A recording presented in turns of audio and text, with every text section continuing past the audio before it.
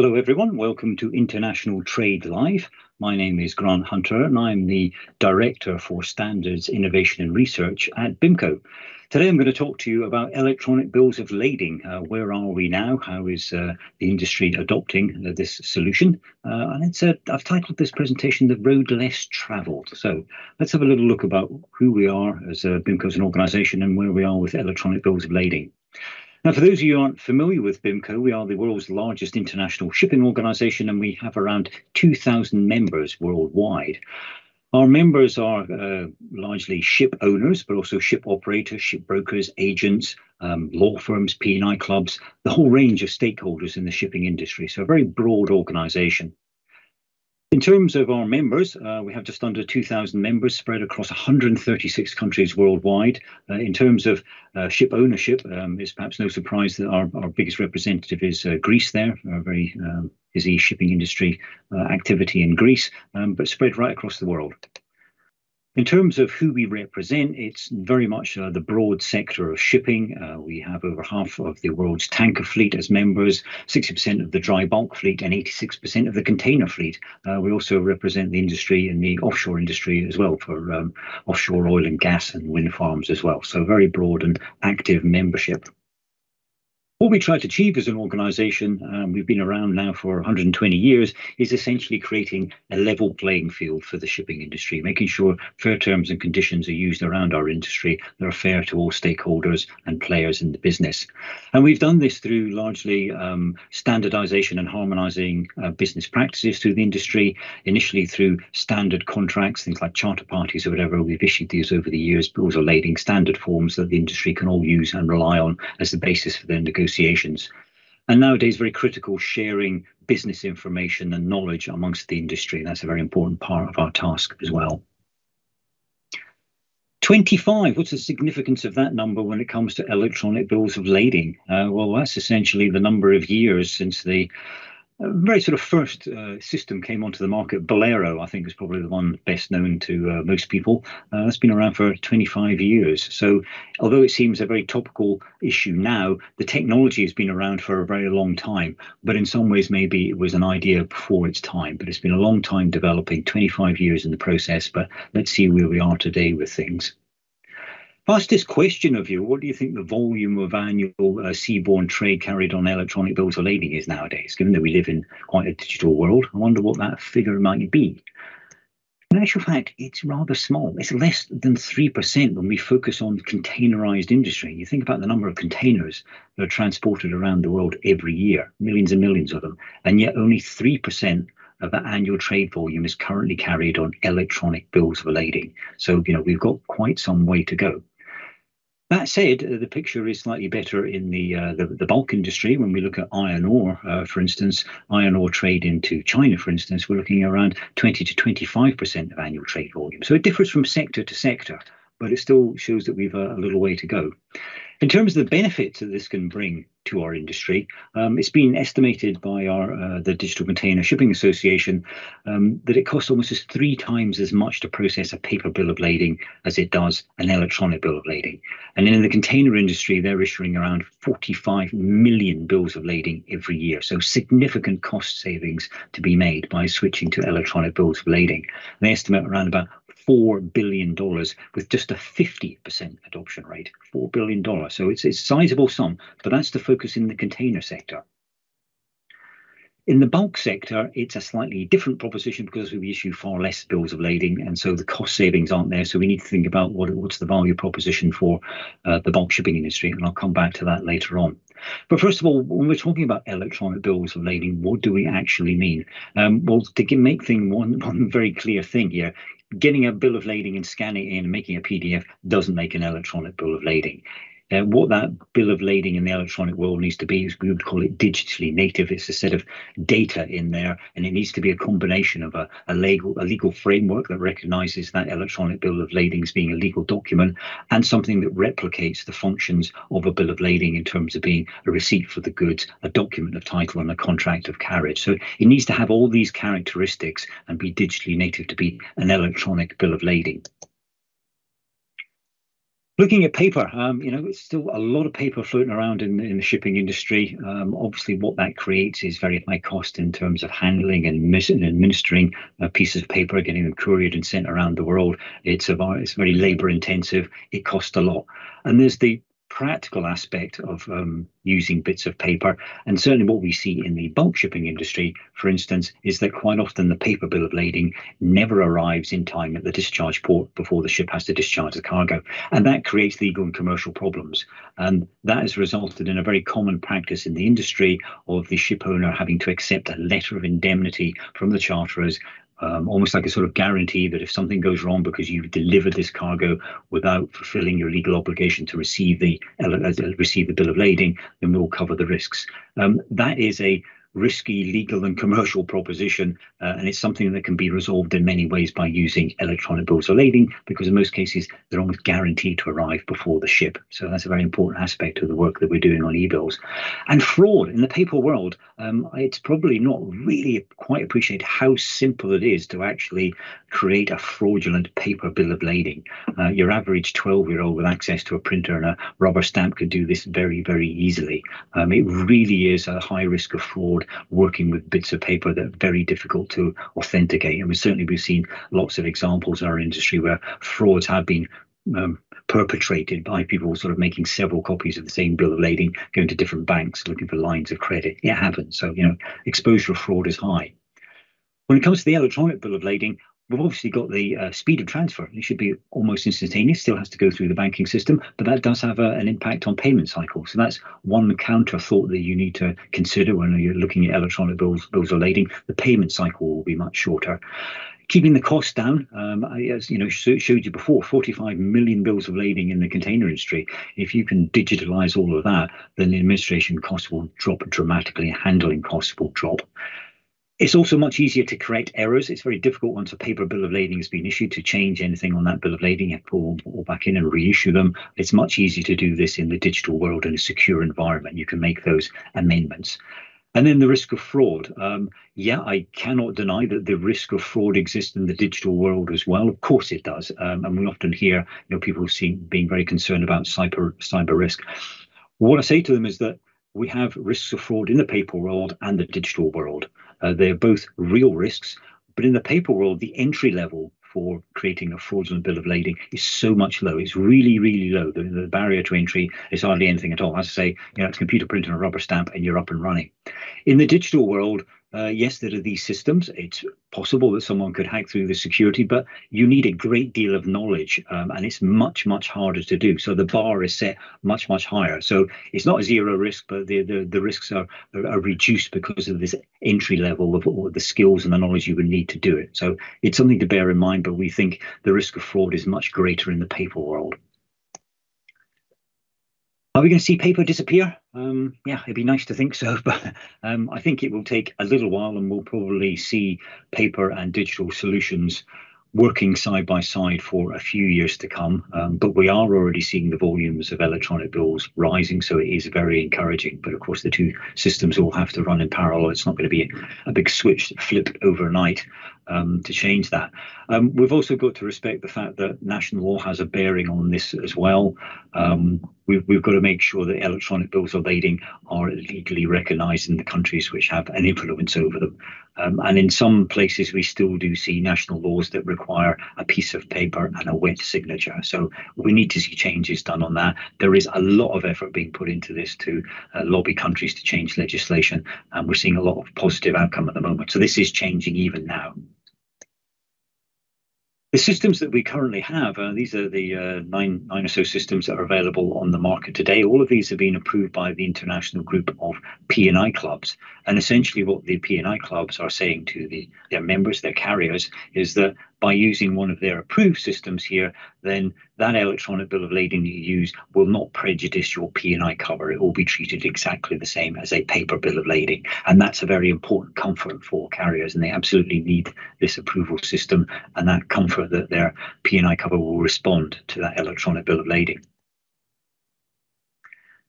The way it works at the moment, because we don't have global legislation saying that electronic bill of ladings are legally valid in every country, is that the platforms that have been approved by the international group operate on a club system. So essentially, all of the stakeholders, all of the parties who will handle that bill of lading need to sign up to the same platform and agree a set of terms and conditions. So it's a multi-party agreement that governs how that electronic bill of lading is handled through the system.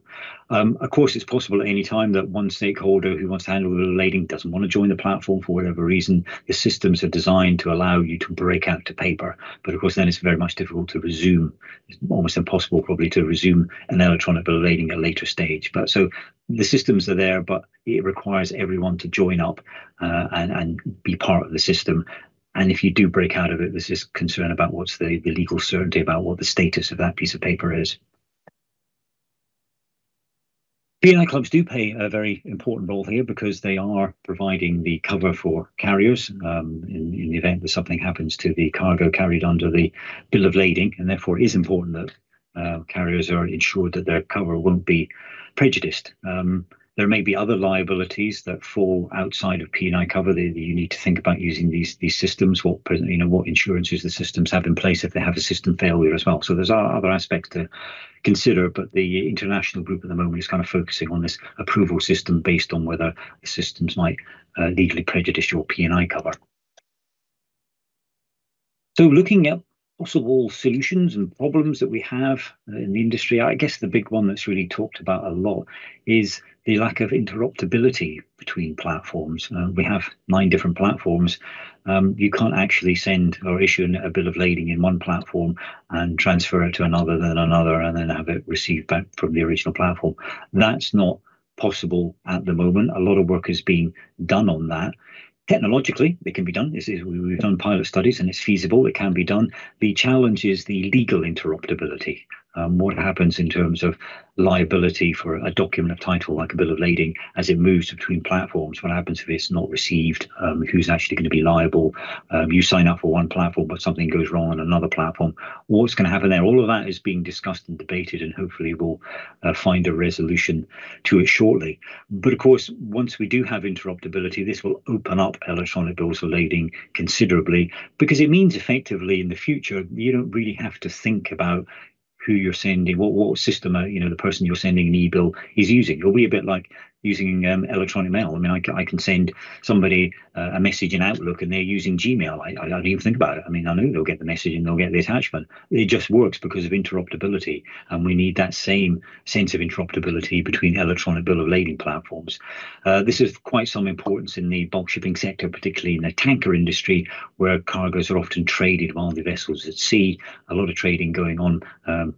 Stakeholders might be brought in at fairly short notice, and they need to be able to sign up and use these systems if they're using one common platform. But if we have interoperability, then that process will be much smoother in the future. So we've got the technology there. It's the legal aspect that we need to really work on, and work is being done on that at the moment, and hopefully we'll have a resolution soon.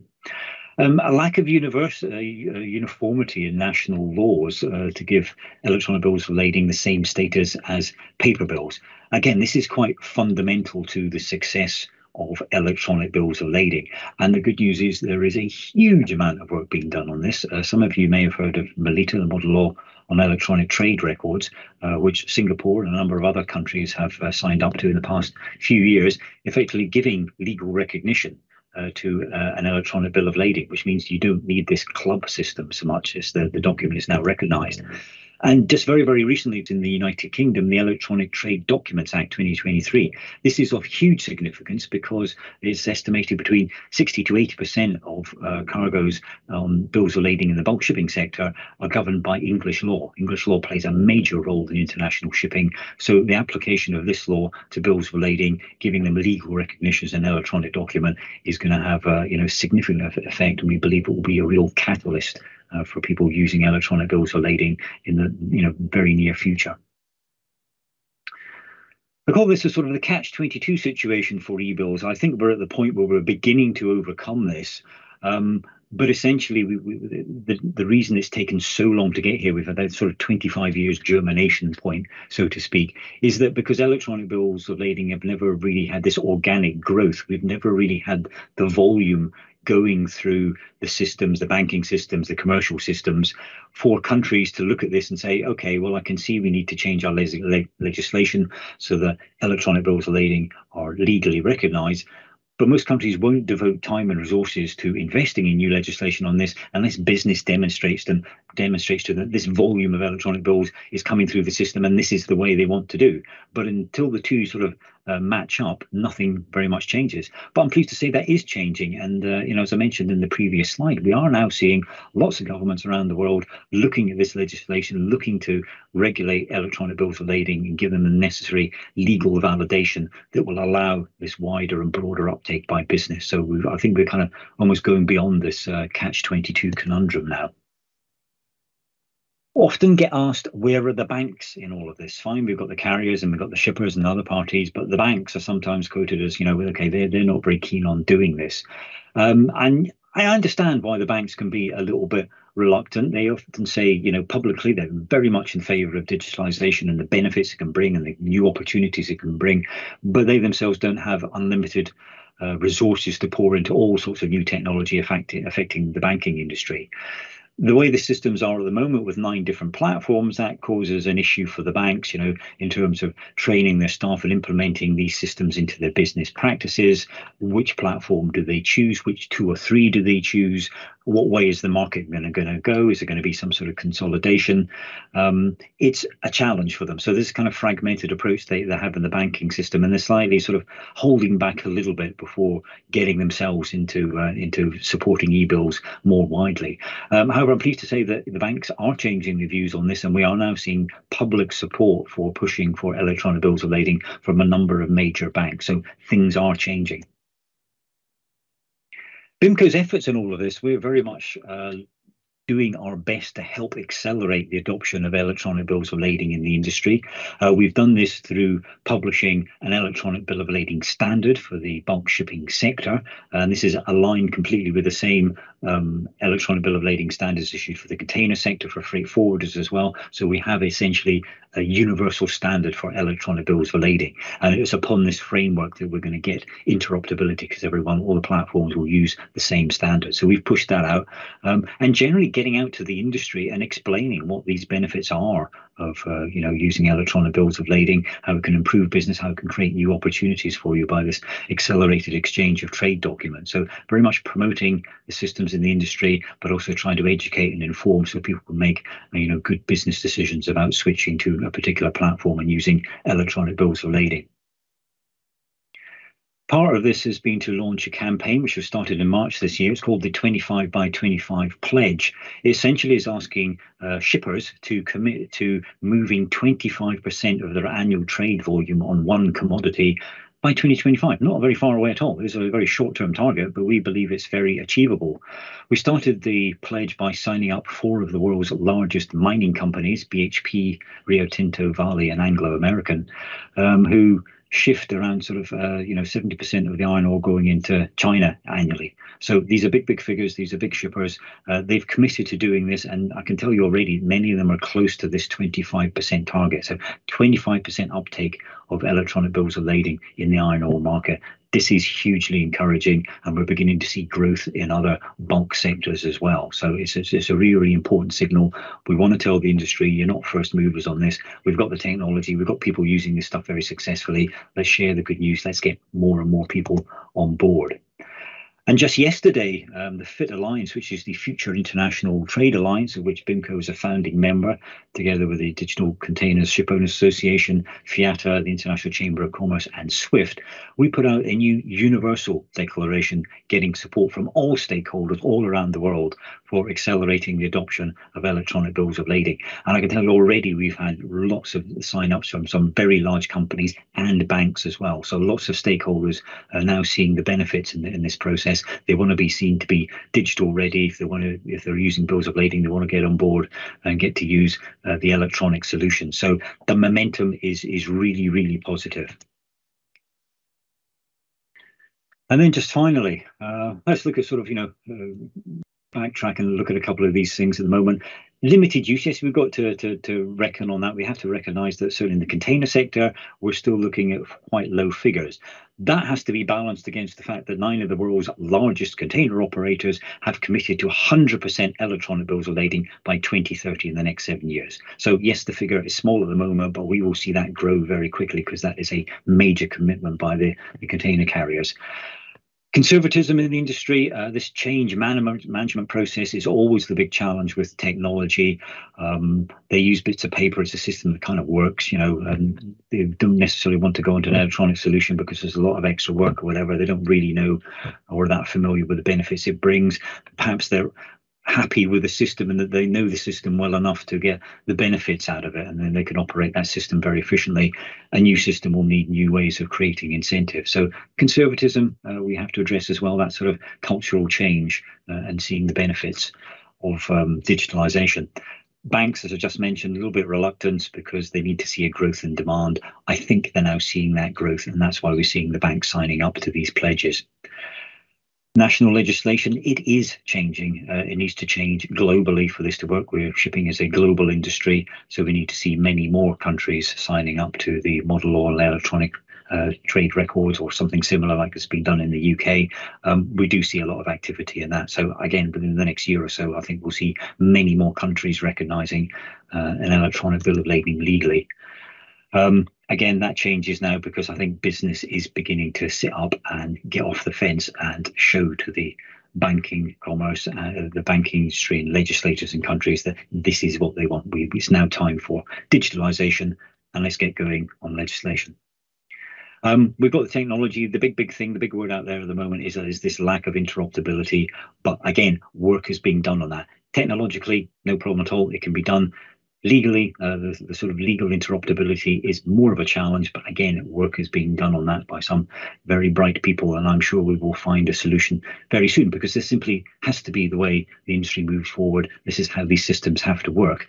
If interoperability isn't a big thing for you in your trade, we've already got all that technology out there. It already works. It's been tried and tested. Get out there and use it. It will simply get better. All of these developments will simply make e-bill systems easier to use in the future. And so, get on board now and start using them. And this, we're working together for alliance. This is really when all different sectors of the industry all come together. We've got the container sector, the bulk sector, we've got freight forwarders, we've got International Chamber of Commerce, businesses all around the world, and SWIFT, the bank messaging system, all coming together with the common aim of really pushing out electronic bills of lading in the industry in 2023 and beyond. Thank you very much for that.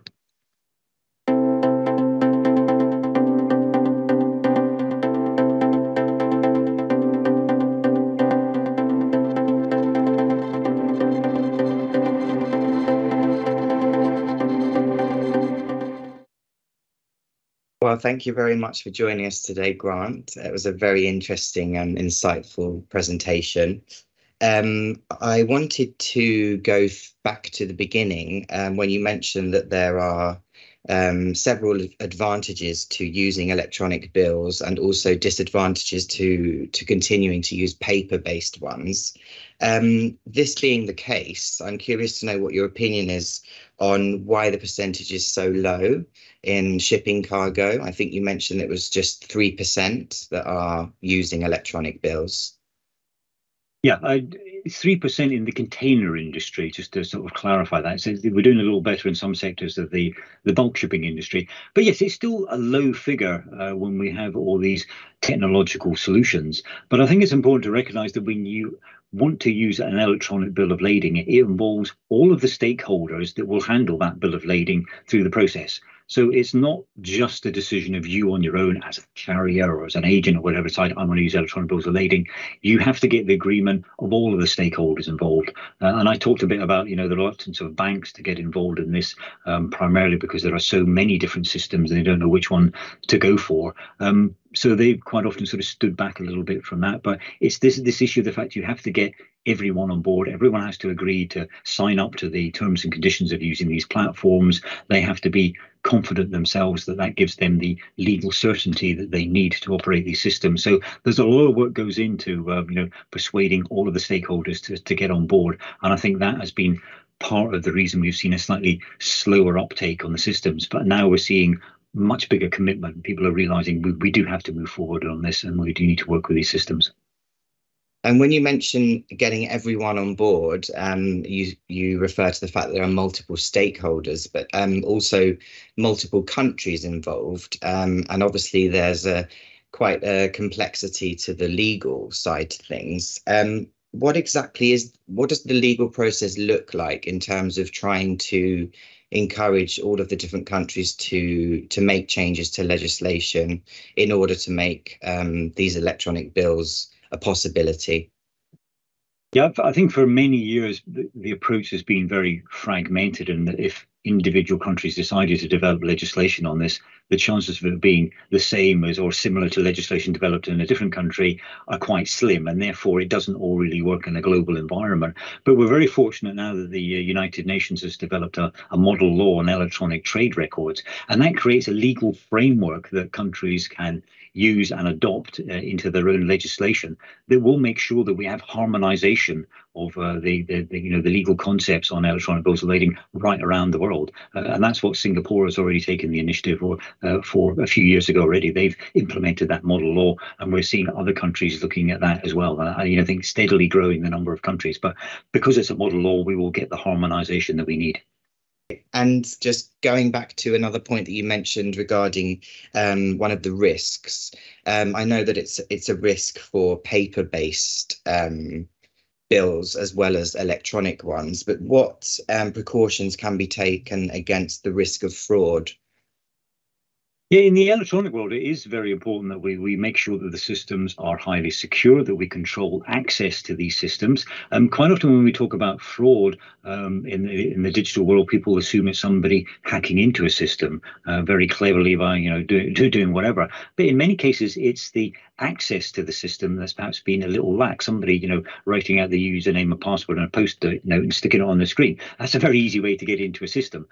So we need to make sure that we control access to these systems, that the security and the technology for the security is of the highest industry standards. And that's what all the platforms are working to. They want to make sure that they're offering a very safe and secure environment. And I think one thing to mention is that I pointed to the Electronic Trade Documents Act in the UK that's about to come into force next week, I think.